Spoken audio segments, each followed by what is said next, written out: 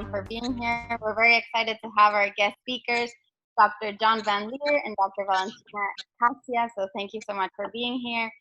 Dr. John Van Leer, he's an associate professor in the Department of Ocean Science, Department of the University of Miami. He's an expert in ocean instrumentation, impacts of global warming and coastal Florida, and the Arctic drivers of these changes. He is also actively involved in several international organizations who act to mitigate global warming. So thank you very much, John, for being here. Okay, well, thank you for putting this on.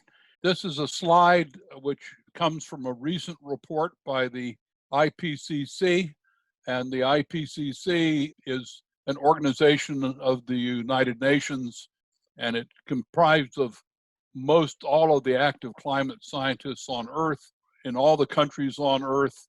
What this diagram shows is two different emission scenarios which have radically different outcomes with respect to sea level rise. So the vertical axis is calibrated in meters of sea level rise compared to the present day.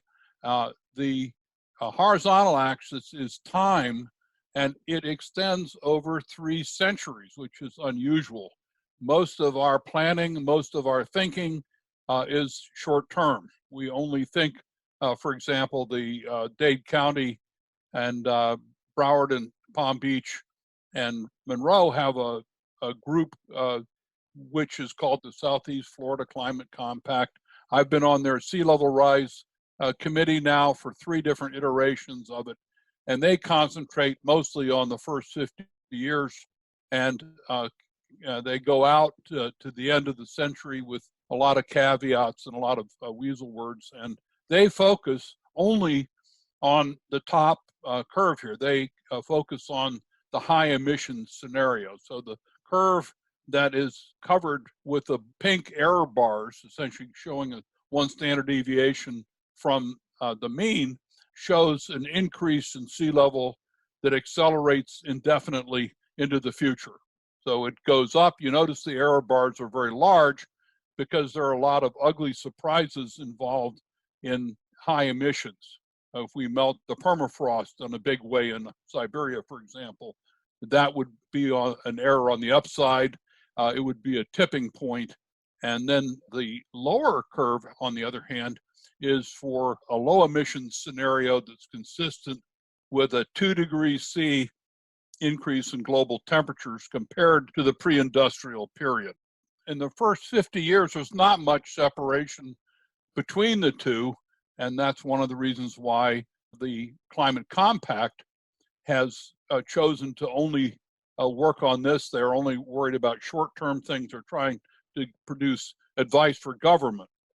So the lower curve, which is by no means the lowest emission scenario that we could have, actually begins to trend horizontally. It begins to asymptote towards a new sea level in the long term.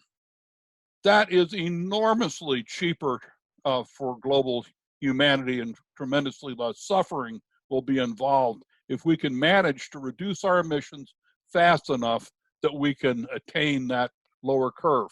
And if we do that, it means we have to reduce our emissions by about 40 or 50% in the next decade, and we need to get below 0 emissions by 2050. So that requires change, but it actually makes a great deal of money. It turns out that renewables underprice fossil fuels today, even including the price of battery storage, because many of the renewables are intermittent. It's not always windy, it's not always sunny, so you have to have battery storage. The price of battery storage has come down dramatically. We can make batteries sufficiently large to store all the energy for the entire human race. That's achievable today. We have to build a few more factories to do it, but we know how to build the batteries. We know how they work. We know how to do many things, and all of them make more money than fossil fuel over the long term. So the idea that we would continue to maximize our emissions into the future is kind of insane, because if you see the rate, imagine what it would be like living in Dade County with 3 or 4 more meters of sea level rise. 3 or 4 feet will be a real problem. 3 or 4 meters is just an enormous problem. Well, one of the most interesting parts of the COVID crisis, I mean, it's a terrible thing and it's exacting a death toll and so forth that's almost as bad as fossil fuels do. So people are paying attention to it. And it gives us the language. So looking at these curves, the lower one is an example of flattening the curve. If you reduce emissions, then you flatten the curve. For COVID, if people stay home and socially distance, they flatten the curve. The difference is you can see the results of your actions with COVID in a matter of a week or two. So if all these states that have reduced their requirements with respect to opening businesses and the like produce a spike of fresh infections, we will see that in a week or two. There'll be a big change. We'll see it. This one, it's 2 or 3 centuries. And so people don't pay much attention to it, but the same kind of thing actually happens. If you believe science, you're more likely to manage your COVID and keep it from spiking. If you believe science, you're more likely to manage your sea level rise curve and your global warming curves and not spike them. So we have a vocabulary which people are now familiar with, and both of these scenarios are science-based. So this is a really fortuitous thing. We have tremendous numbers of solutions to these problems. It's not that we lack solutions. We need to change the economy so that carbon emissions are priced, and we need to do that quickly.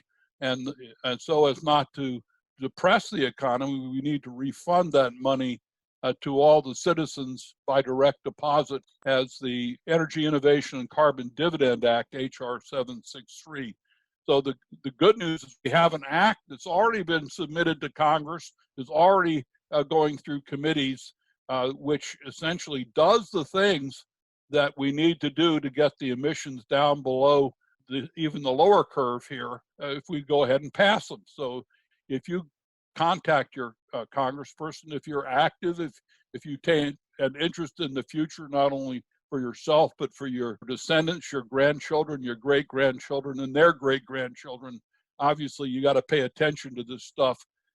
If we allow the higher emission scenario to continue, then once the glacial ice melt accelerates, which it's already beginning to do, and when it accelerates further, we're just going to essentially melt all the ice on Earth. The change and disruption that that's going to occasion for our entire civilization is so expensive and so disruptive, and the death rate from that will make the COVID-19 pandemic look like a Sunday picnic. So speed is of the essence. We have to do this fast. There is a presentation that I gave in what is called the Compass Seminar Series on October 2nd, 2019 at Rosenstiel School of Marine and Atmospheric Science, where I'm on the faculty. And this goes into the ways that you go about producing pathways to negative emissions. And there are a lot of them that you would probably be able to guess. This is a very specific thing. It talks about the permafrost melt. It's very specific. So there's the title of this whole presentation has been the state of the world. But I wanted to note the change in sea level that we get depending on what we actually do. The price of doing this, we're told by the carbon companies that, oh my God, we can't afford to do this. It's going to break the economy. And the truth of the matter is exactly the opposite. If we do these fast ramping solutions, we save so much money. If there's a book called Drawdown, which gives the 100 most promising solutions. If we do all 80 of the ones that are already fast ramping, we save $44 trillion over the next 3 decades, and we begin to bring emissions down below zero. We begin to sequester carbon, and it's not enough just to stop emitting. We also have to start putting it back in the ground by using regenerative agriculture and many other techniques. So what I like, if there's good news in the COVID crisis, is that it gives us a vocabulary to talk about climate change, which wasn't obvious to people before, something everybody is familiar with. Yeah, what I have been observing now, because I am doing some research right now at the beaches, since the beaches close, I wanted to speak out about different problems, and I just put the topics in order that everybody can have the opportunity to talk. So one big topic is about the plastic pollution that we have in our beaches.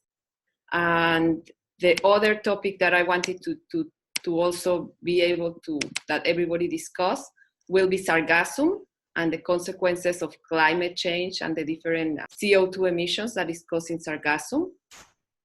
And the third topic is also talking about the economical system and economical model, and how, as an activist, could we try to get back to the normality, but not the normality that we know, if not a different normality, like a green normality, in order to have a different world. So I wanted to show you first a photograph that I took just right now from National Geographic magazine. And you can see there that the plastic production in 1950, it was 2.3 millions of tons. And then in 2015, is 448 millions of tons. Imagine, just to see this graph, even if we don't think about numbers, is something that really is incredible. It amazed me. From there, 8 million plastic tons are the ones that our oceans are getting every day. But I wanted to show you how South Beach is looking right now when the beaches are closed. It's the first time in my life, after 20 years being in Miami, seeing the beach clean. I was thinking that I was dreaming. Look how clean is the beach. For me, it's a dream come true. First, to have the opportunity to visit the beaches right now that everything is closed, but because I am doing research there, collecting water samples and sediment samples for some chemical analysis, so I have the opportunity to see this. And it's amazing. I don't really want to come back to the normality where we see garbage everywhere. So this is one topic that I would like that everybody comment and that we try to solve or to try to make a plan. I am really worried about going back to the normality without really having any plan or any proposal to the mayors and the commissioners in Miami Beach. And we go back to the normality where we see our beaches trash. And of course, this means all the 5 garbage patches that we have in the oceans and everything that is the impacting because of this type of pollution. So I think that our moderator can open and mute everybody in order that we can have some discussion about different situations. You know, the topic that John addressed, the sea level rising, is also something that I am seeing right now in my actual job. I am evaluating how are the Miami Beach pumps working, because they are getting all the water from the storm water from Miami Beach and releasing this water full of contaminants to the bay. So I am really seeing very seriously sea level rising, John. I agree with you. So we have the water here, and there is always, you know, when it's raining, I feel, you know, like you have the wave coming and just trying to get some air, you know. So Miami Beach for me is like that, it's drowning. But this is going to take time. Right now, we have to talk about different topics and everybody has their own point of view. But I think that as an environmentalist and activist, we have to come up with a plan for certain things that we are observing that improve or that at least let the people see different perspective because of this coronavirus and the quarantine that we're living. So I will open the discussion for anyone for any topic. Thank you, Dr. Valentina. I believe Greg has a question. Hi, it's more of a comment to sort of tie together both Valentina's message and John's message. Pricing carbon would help catapult all of these solutions. In fact, it's absolutely critical to catapult them. It's not that they don't exist, they're just not scaling up. The second message is about plastic pollution and how what John suggested about making the price of petroleum more expensive. Nothing would do better to produce less, to waste less of it, which would help reduce the amount that we're contributing to this terrible problem of plastic pollution in our environment. Both of these concepts are tied together. Building on what Greg said earlier, putting a price on carbon essentially reduces all the things that come from carbon. Plastic is essentially a petrochemical that is produced from carbon, which we also burn, but it's another manifestation. And of course, cheap carbon-based fertilizers are another major source of pollution. So the terrible pollution we've seen in Lake Okeechobee brought out to both coasts and producing these awful algal blooms and creating dead zones next to the Mississippi outflow to the west of it, an area of dead zone about the size of Connecticut that is produced by excess fertilizer. There's dead zones in the Chesapeake Bay, which are quite substantial. And those come from fertilizer, and fertilizer comes from fossil fuel, the cheap stuff does. Yeah.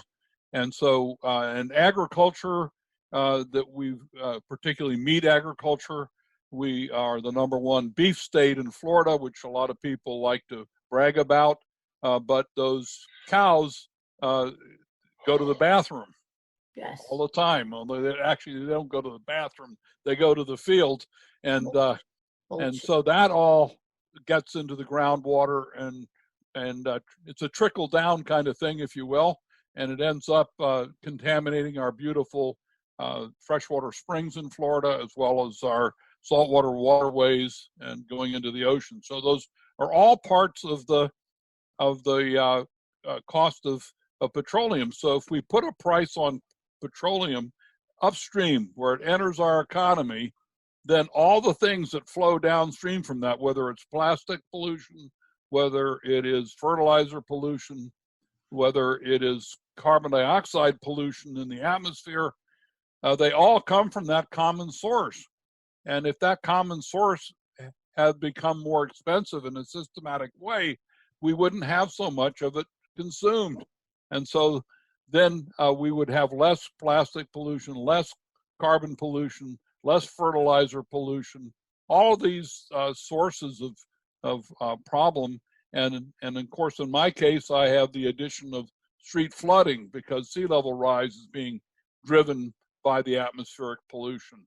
And so it's, and the coral reefs that are suffering because we're not only warming the oceans above the tolerance of typical corals. When you get over about 30 degrees Celsius in the ocean, the corals begin to bleach. They begin to expel their algal symbiotes, their partners, which allow them to function in a rather nutrient-deprived world. Every time we put a price on carbon, we reduce all these problems. It's a common denominator. And by incentivizing, the government puts out about $1 trillion of incentives a year to cause more petroleum and coal and natural gas to be produced. We're incentivizing the thing that's basically killing our climate and eventually will kill our economy. So it's sort of like if we incentivize the spreading of the coronavirus, we had a fund that would pay people who were infected to go out and infect other people. Professor, sorry, why are we incentivizing that? Well, it was incentivized. There was a time back in the 1950s and before where all the benefits that we get from mechanizing our economy, whether it's driving cars, whether it's driving trucks to distribute equipment, whether it is, all these things were considered to be a good thing.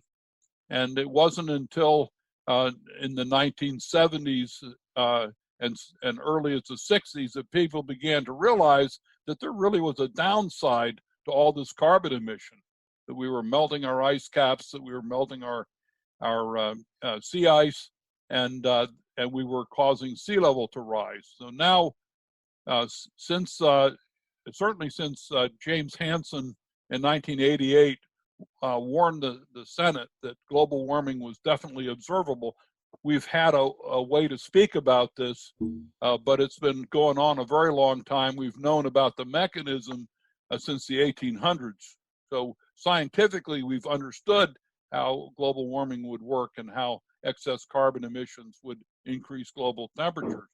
But now we have observational evidence that's just astoundingly complete that tells us that the damage we're doing. So now it's no longer being perceived as a benefit, an unmitigated benefit. It's now seen, yes, it gives us a lot of advantages, but it also has this terrible downside, this very long tail that is going to be giving us a lot of problems.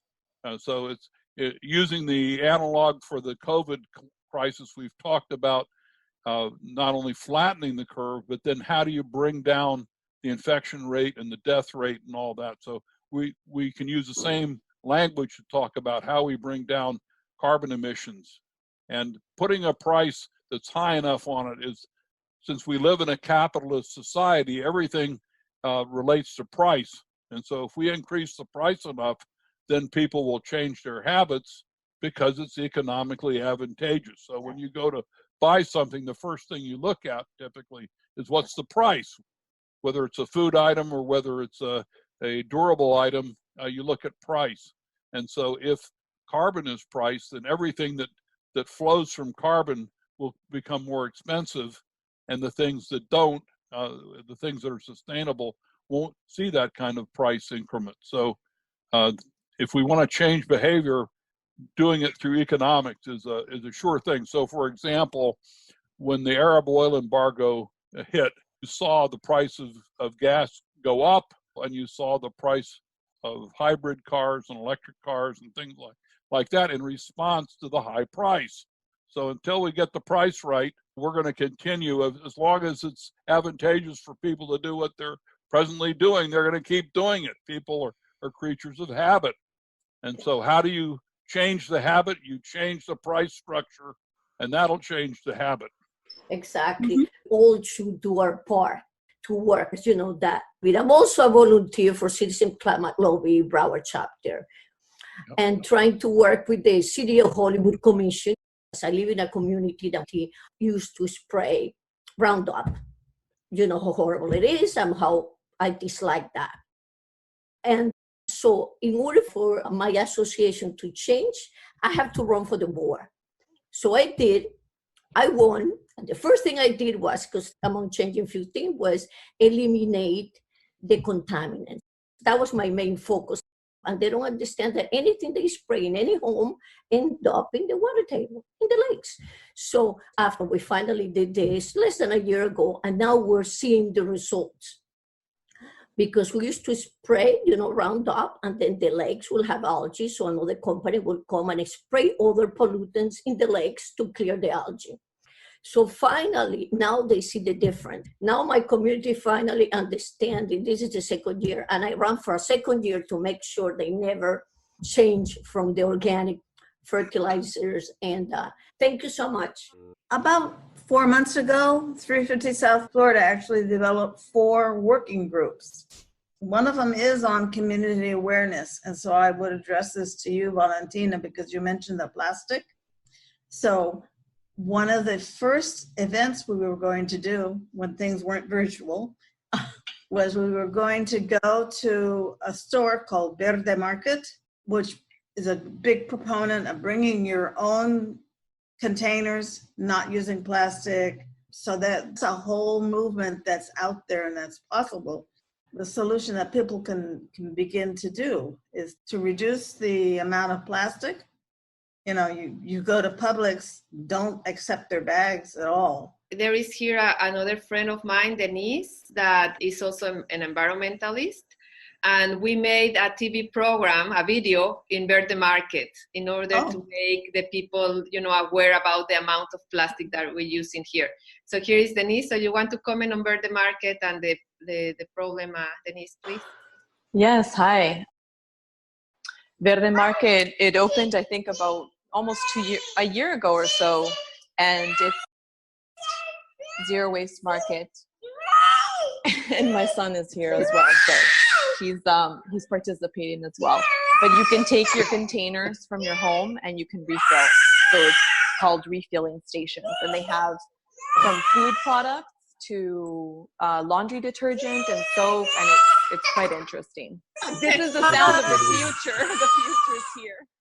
Thank you so much. Expressing himself as to what's coming.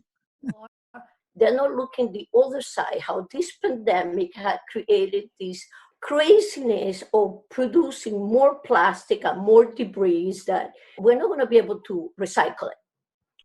Starbucks is not allowing you to bring your containers. And I'm people that know me, like Valentina, know how extreme I am about plastic pollution. I really, and I start by not eating meat. So I think we always have the issue of, I believe it's education for me, because that's my background. I'm an educator. And it is always a lack of education on environmental at all levels, which I believe it should start from grammar school to actually, we started by plastics. As you all know, glass is no longer recyclable, at least in Florida, and that's a big issue. We're not going to be able to recycle it, reuse it. We need to mitigate that. How do we all feel is the best way to mitigate that? Plastic pollution is always my main focus. So I would like to see what other people think about it. With all due respect, I think that we need to be a little bit more aggressive. People aren't listening. People don't care. I think we need to be a little bit more demanding. Something that has occurred to me for many years that I can't figure out is why we don't provide incentives for people to create plastic substitutes that are biodegradable. I mean, every day we use bags of some sort. We all have things that we have to get rid of. And if we were putting money into encouraging people to create biodegradable products, this issue could be straightened out. We have the scientific know-how to do this, and I can't understand why it isn't being done. And another point that I wanted to make is that something else that may be positive that's coming out of the COVID-19 experience is what's going on with the meatpacking industry. And it's a terrible tragedy what's going on now, but the president made an executive order to make sure that these places reopen and everybody that works in them is going to die. But I saw something yesterday on television about what's going on with all the animals that are going to have to be slaughtered. And I think that this experience is going to have a long-range impact on our consumption of meat. I just wanted to mention that. Basically, there's a whole lobbying infrastructure around meat. And so our agricultural system, like our petroleum system, is controlled by the industries that benefit from it. So in the case of carbon fuels, the carbon companies spend about $1 million in direct contributions to every congressman every year on average, including the lobbying costs and direct contributions. Right. And they get back about 8,000% more benefits in the form of these incentives and depletion allowances and the like. I mean, watch the money. The capitalist society, and if we allow the big ag interests to have all the benefits, if we allow these incentives to permeate the industry, then we are essentially feeding junk food to our people. We're making them sick. We're making them more vulnerable to COVID, among other things. So if we don't change those people, then we get the same results year in and year out. And if we don't watch the lobbyists and document what they're doing, they can run the show. And so that works very well with the disinformation campaign. So for example, today, if you watch any significant amount of television, you'll have a nice touchy-feely ad from the oil and gas companies telling us how they're acting to reduce global emissions. And that happens every time we get into a presidential election cycle. Not only do we not talk about it very much in the campaign, but we end up with this disinformation being put out. And it's human nature to keep doing what you're doing. And so how do you go about changing behavior? Changing price is the way you change behavior. Ellen just hit the nail on the head. How do you create an incentive for plastic alternatives? Make the petroleum-based plastic more expensive. That is the incentive. If we start listening to the experts, and I'm talking about the IPCC, I'm talking about Dr. James Hansen, the world's most famous climate scientist, and every thought leader in the space who says we have to change the economics. I just want to make it clear to people. The question earlier was, Where's the incentive to involving ourselves in destructive practices with throwaway plastic? It's too cheap. That's the quick way to say, why is there an incentive to grab it and throw it away? It's cheap. It doesn't cost us. So it's all about incentives. And we're not going to fix the system by just changing our personal behavior. It's great to change your personal behavior, but I think what we need to keep clear, everybody, is what is the problem we are trying to solve here? Is it my footprint, or is it a systemic global problem? Plastic is a systemic global problem, and so is the climate crisis. So we have to look at this systemically, and using linear thinking to a systemic problem is not only intellectually dishonest, it is suicidal. So I'm not saying that we should stop doing what we're doing in our personal lives, but for me to engage in feel-good half measures of doing less bad and think that I'm affecting the systemic problem is intellectually dishonest. Let me just say, it's not enough to change your light bulbs and your diet. We have to change our leaders and our laws, and that means changing the rules. And if we're not working on that, we're not going to fix the system. Solar is great. It has some drawbacks. It is very situational.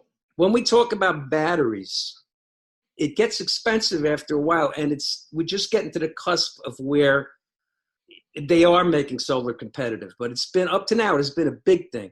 The problem in Florida is, as compared to, let's say, Arizona or the Mojave Desert, is that you have days on end with no sun. Where's the sun? I wish you had some sun out, you know. If you're going to do this with solar, you got to have battery backup for a week for all these cities. And I think that's why that FPL wants to go with nuclear. They want to put up 2 reactors. And my fear is that there's going to be a lot of opposition to that, even though it's the safest form of power on the planet. And the waste problem doesn't exist because almost all of it is reusable as fuel. And this has been a problem around the country too. In New York, they're going to lose 80% of their clean energy because they're shutting down Indian Point, just because people are afraid. And I wanted to point out something too about solar. Need to be more critical in terms of what kind of solar it is and where it's placed. Is it destroying habitat? And even more importantly, what is in the solar panels? There are clean solar panels and there are dirty solar panels. The cleaner ones do not produce as well, but they're much cleaner. Now, what we have out now is like solar panels that produce hexafluorothene, nitrogen trifluoride, and sulfur hexafluoride. And in production, these gases produce 12 to 23,000 times and more potent than CO2, and they last in the atmosphere for 10,000 years. If you're building those kinds of solar panels, you're kicking the can down the road. And if you are building them in habitat where you could have a forest fire, you are endangering the groundwater and the population and everything, because there's all kinds of heavy metals and chemicals in that could go up in flames. So we need to be not so much cheerleaders, we need to be critical thinkers about all of this. In my opinion, what we need for climate change is exactly what we need for COVID, which we don't have right now too. Both for the same reasons, because it's not profitable to do so. We need a massive government program of research with full subsidies to basically get to the bottom of what is the most economical and safe alternative energy resource. We're continuing to have billions of dollars in subsidies to fossil fuel industries, all kinds of government planning to further using fossil fuels. And we've had in the past, before some of the dangers of nuclear were pointed out, we had massive government programs to develop nuclear weapons and then nuclear power. I mean, that was all developed not by the private sector, it was all developed by the government because of the needs of World War II. So we need to have the same kind of program, literally a war footing, which we also need around the pandemic, and which the government has systematically sabotaged and opposed. I mean, Trump has opposed setting up the war production to deal with the pandemic. I mean, right now, the crises we have around test kits is all created by the government. They have the resources to solve this problem, okay? But they don't want to use the resources because it's not profitable. Their interests are furthering these research companies that are all in a competitive race, a chaotic race in reality, to develop test kits competing against each other. It's the same thing with power. So what we need to demand is a Green New Deal, and a big part of that Green New Deal is research and development and seeing what in reality is the most economical alternative. And until we get the willpower in our government, and that can only happen from a mass movement that really demands that the resources be put where they belong. And I'll tell you, around test kits and around the COVID pandemic right now, I mean, it is a real shame, and I'll criticize myself for this too. The left and the progressive movement, there should be massive demands for test kits. I mean, there are demands, but it's not nearly strong enough. As long as it's left to the private sector and this chaotic government approach, we're going to continue to be in this crisis. And it's even worse when it comes to climate change. Yes, thank you for sharing, Jack. I want to mention something real quickly. So there's the economic component, then there's the political component, which they're like intrinsically linked. And then there's also the grassroots factor, right? So that's where the people, power of the people demand the change. Unfortunately, if we expect the change to come top down, things won't happen that way. That is where different groups like 350 and many other groups come in and do that collective organizing to demand that change.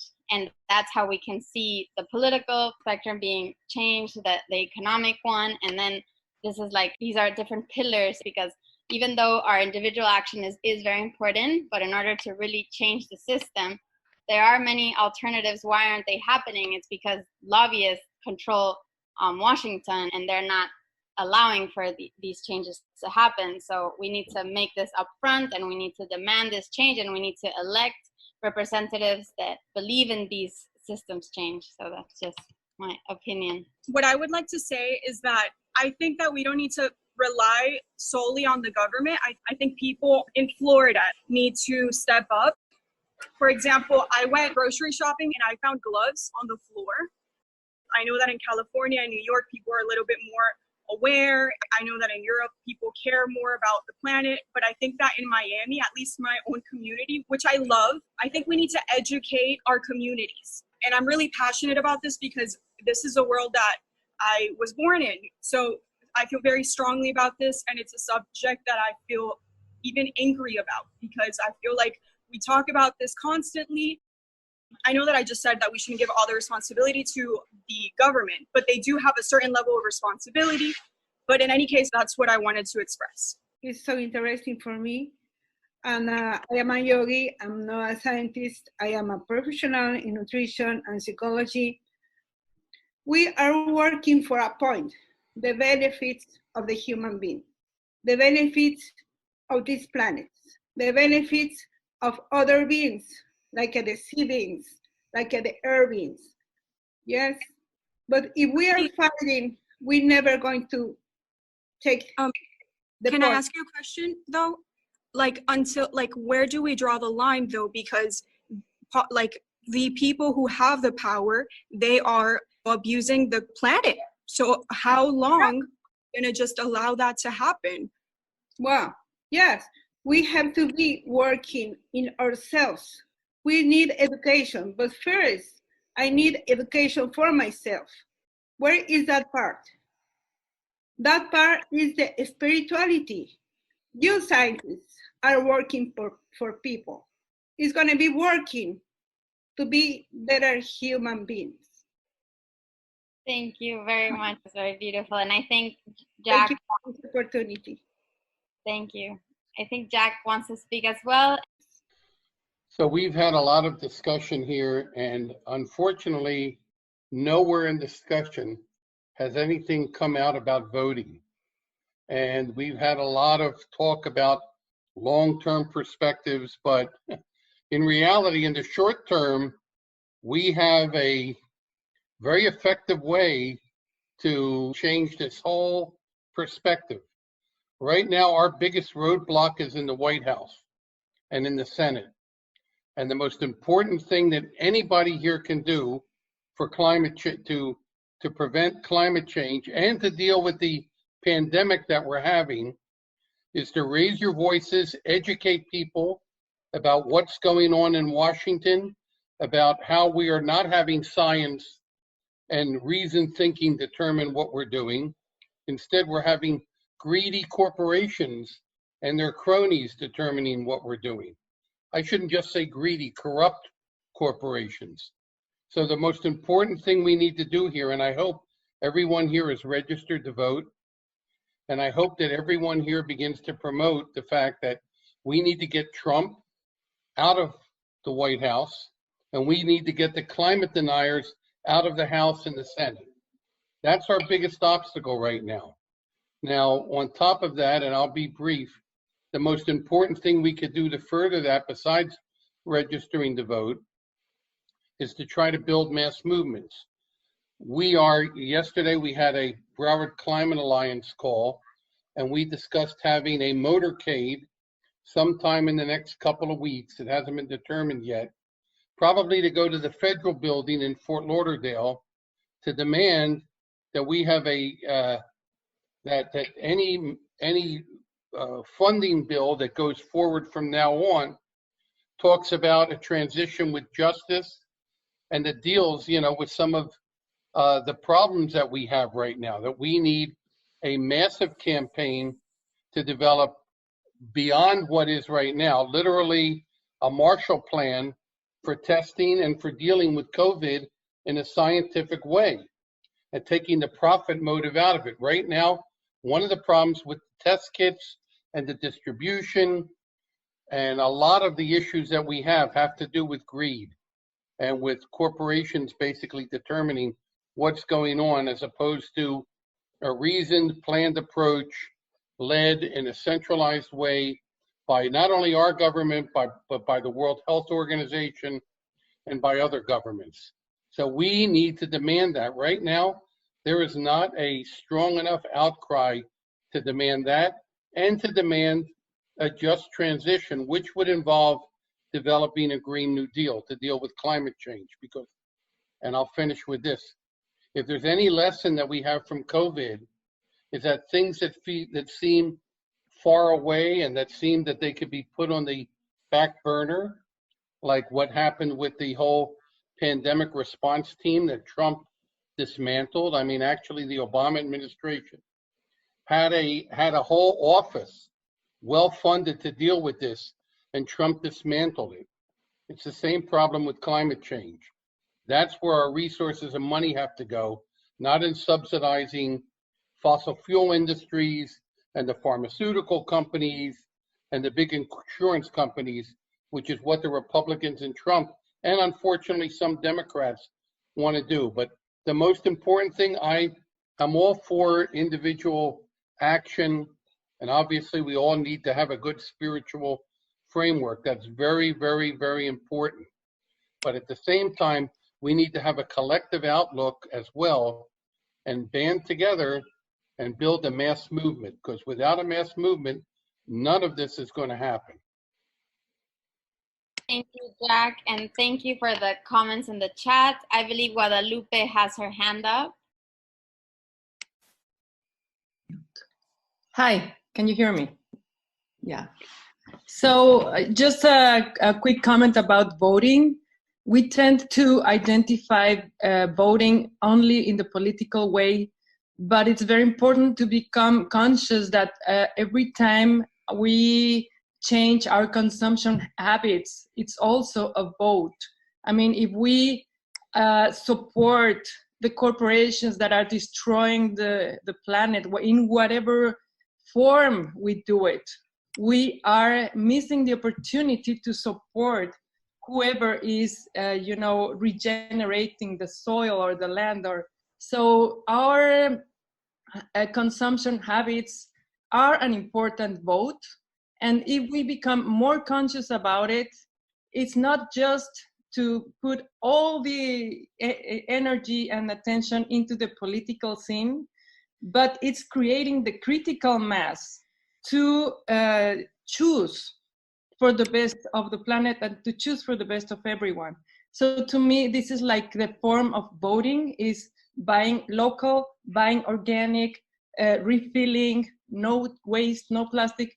So as much as we make people conscious that this is a way of voting for the way of living we all need, we will empower people, to wake up and stop just spending money in stupid things and polluting.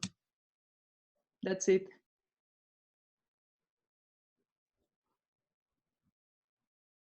Okay. Thank you, Guadalupe. Welcome. Does Brian or Eric, Rick, who haven't participated, would they like to share something?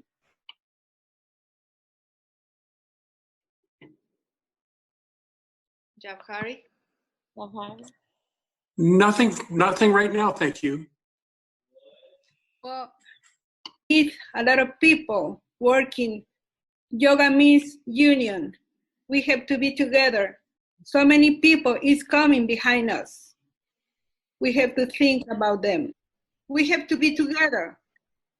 Yes, we have to work for a point to support the world, to support ourselves, to each other. Thank you very much, Jabhari. Yeah. I believe Rick had his hand raised and Valentina as well. Thank you for sharing, Jabhari. Thank you. Somebody had commented about Daniela Levine Cava. I have not, or Levine Cava, whichever it is. I did not read it all, but if we want any registered voters in Miami-Dade County, please vote for her for mayor on August the 18th. She will be the most green candidate, most influential, most proactive green candidate that we could have in our county government. Please. Thank you. Thank you all. I think that, as Jabhari said, this pandemic has been showing us how humans, we are a small, very tiny, small part of humanity, of this universe. When the universe get together and decided to get rid of us, it's going to be very fast, very fast. So imagine that we are the most complex organism in this planet, and we are fighting with an invisible organism that is the most simple in the planet, and then we are everybody in quarantine, and our life have changed 180 degrees. So our first enemy is not Trump. Our first enemy is that people that are not waking up, they don't have consciousness. So it's no consciousness in the people and in the majority of the world. We can see the big picture. Our responsibility and our role is to try to share this big picture, not imposing our points of view, sharing this knowledge, sharing all these visions that we have, since we already have our eyes very open, with more compassion, and trying to make the people switch actually from here to here, in order that people change, right? So this is something that as a scientist, I am not used to do. So thanks to Jabhari and the other friends that has been showing me this, I have seen the impact in my profession with the people that I work with and everything that I do. We can create more consciousness, and we can tell the people actually that we don't have control. So even if we change everything for climate change, and at the beginning, before this pandemic, I was thinking everything is going to be, the planet is going to be totally damaged because of climate change. I have been noticing with this pandemic that is not true. So the universe is going to work for the benefit of this planet, but we have to work together for the benefit of our communities. And that's it. So thank you very much for everybody, all the comments, all the different perspectives. I think it's very important to make this kind of discussion with different people, different perspectives, in order that we can enrich ourselves from other fields. That is important. One final comment from me is please register to vote by mail so you don't expose yourself to the COVID pandemic. So we can do it. We are legally entitled to do voting by mail. but you have to ask for it. So please ask for it. We have to decarbonize by 50% in 10 years, according to the IPCC. If Trump is elected, it will definitely not happen. We're going to be screwed. This is the most important election in the history of the planet. Okay, thank you. I got to be quite frank. We could talk about consciousness all we want, and we could go and buy alternative products all we want. If you don't exercise your right to vote, you're going to lose it potentially, and you're definitely not going to have the kind of impact that is needed. So there's an old saying, you're part of the problem and you're part of the solution. One of the reasons why we have Trump today and we have all the problems that we have is because people didn't vote the last time. A lot of people that voted for Obama, for example, sat it out. So the only way we're going to stop what's going on right now regarding the environment and regarding our health, the only way we're going to have the resources that we need to have the programs that we need to stop global warming and to protect our health is if we bother to vote. So I urge everybody, the most important thing you could do is register. And then after you register, be sure to vote and get all your friends to register and vote as well. When you have consciousness, Jack, you vote. I think that combining spirituality with a recognition that we now have a totalitarian government and that we really need to think about restoring democracy. Because if we don't do this now, we are finished. As a country, we will have no influence at all on anything. Already America has receded. An Irish journalist the other day said for the first time, and it was sad for him, America has always been admired, and for the first time, we are being pitied. And as Americans, wherever we come from, we have to recognize that this is the 11th hour, and we have to do something. And we have to bring our consciousness and our awareness to this whole system and recognize that we need to start again. I think the pandemic has made us realize, has made us look within and see how fragile we are. But we also have to see this is like a world war situation in terms of what's going on in the world, not just in America. You look at Brazil, you look at some of these leaders. We have to fight this. We have to use our spirituality to recognize that people are more important than money. Right now, when we look at television, we have a president that really doesn't care if people die. Let's go back to work. The meatpacking companies are like concentration camps. We might as well put up a sign that says, work will liberate you. Work will free you.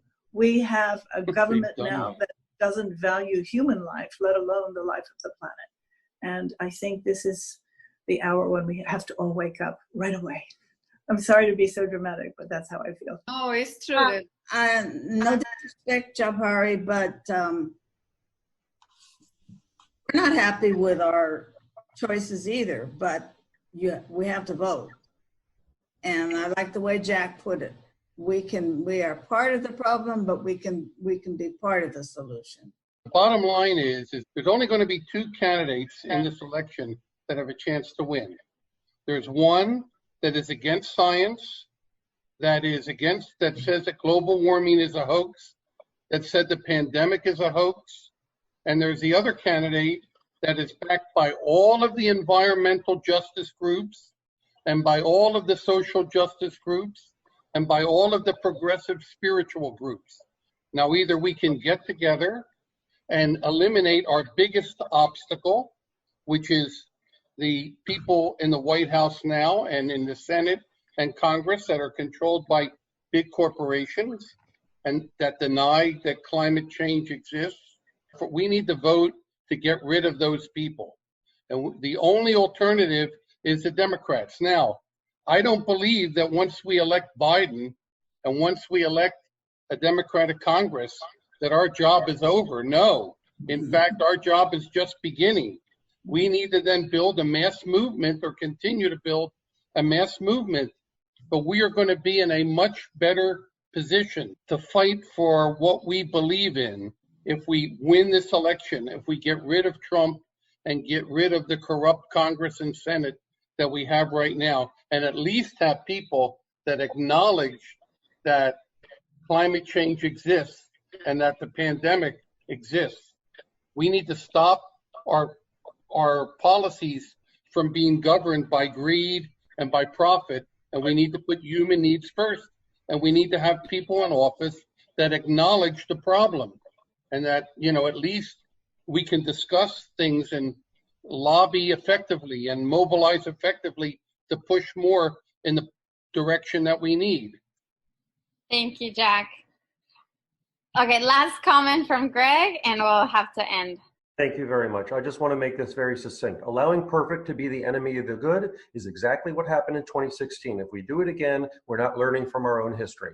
It was 45% of eligible voters that didn't show her up because they couldn't hold their nose for Hillary because she wasn't perfect enough. And now look where we are. If we're going to do that again, we are not even learning from history. So let us not allow perfect to be the enemy of the good here. Thank you, everybody.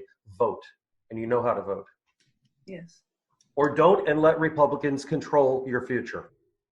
Thank you, everyone who participating, and thank you, Dr. John and Dr. Valentina, and we'll be having our next webinar 2 weeks from now. Have a great day. Stay safe. Thank you all.